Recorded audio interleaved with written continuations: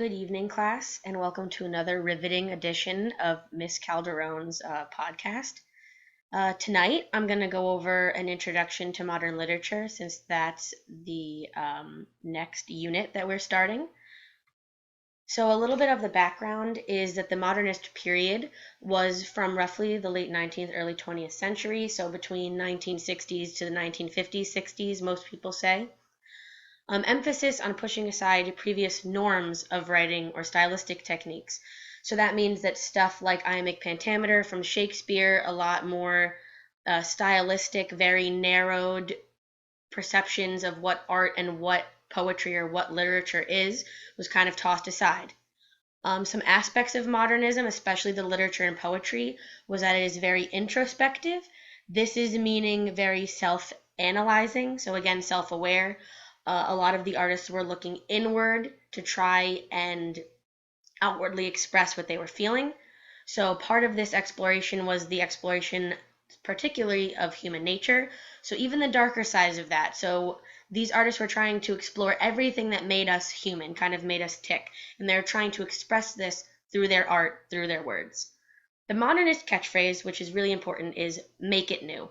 Ezra Pound, who was one of the he's kind of the head honcho of the modernist movement, is accredited to saying this catchphrase.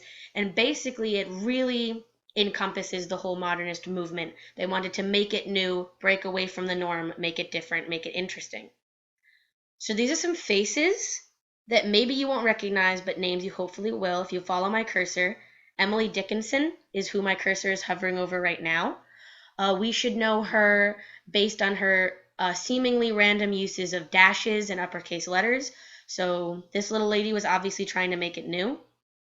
Over here, follow my cursor, we have Sylvia Plath, who many of us probably do know based on her personal life. And many of us might not know that she was also accredited to being one of the higher people in the modernist movement, specifically through her poetry.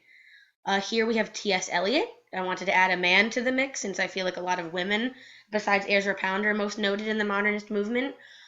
He's accredited mostly with his works following the First World War, which tried to capture the human nature of a post-war zone, and also known for one of his poems, which we'll discuss later. And here, if you'll follow my cursor, this is Virginia Woolf. She is the author of the first novel we will be reading, To the Lighthouse, and many of us might know her again based on her personal life. Modernism and art. As many of us know, art and literature tend to go hand in hand in a lot of the movements, and the modernist art movement was also between the late 19th, earliest 20th centuries, so a lot of the ideas and philosophies kind of intermingle between the two. So I thought it would be fun to preview some modernist art and see what we can think about what the artist might have been feeling in correlation to what we've learned thus far of what the modernist movement is all about, and we'll discuss obviously in class tomorrow. So this name, I will not bother to try and pronounce and butcher, is by who many of us will probably know, Pablo Picasso. I want you to focus and write down in your notes so we can discuss tomorrow what we see in this picture, and not only what we see in this painting, but how we are seeing it that is probably astray from the norm.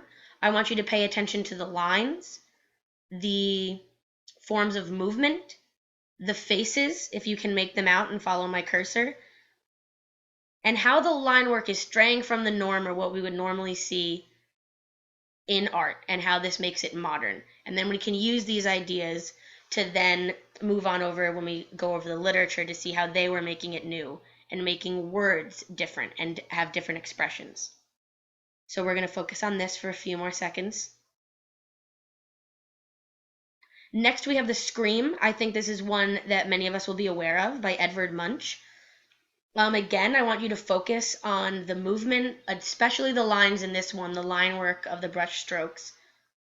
What makes it different? What can make it new? And what is it trying to express? We can focus on this for a few more seconds.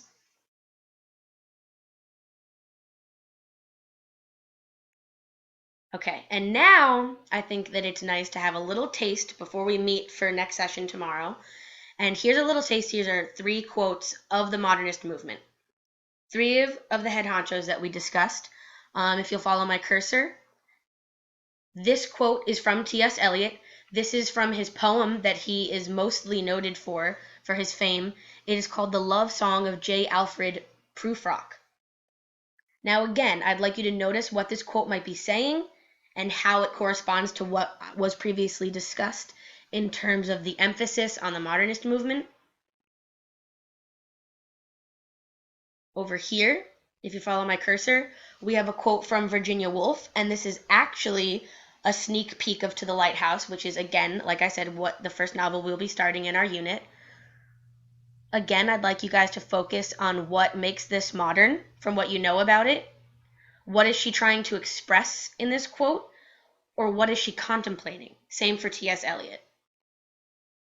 And now, as we finish up, and you may spend as much time on this as you want, but just have something to say tomorrow for class, this is a quote from Sylvia Plath. It's a name I will not tell you, and try to do yourselves a favor and not just Google it, and try and figure out what you think the poem's name is, because the poem is named on what she's talking about. So try and look over the words. What do you think that Plath is trying to describe? It's an object, I'll give you that much, and then see how the modernist movement and how through words she was able to change this object into and personify it and give it life.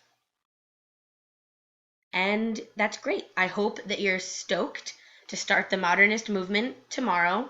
And like I said, please come in with something to say for this quote specifically, and then any other questions, comments, or concerns you have. And that ends this podcast. I will see you all tomorrow.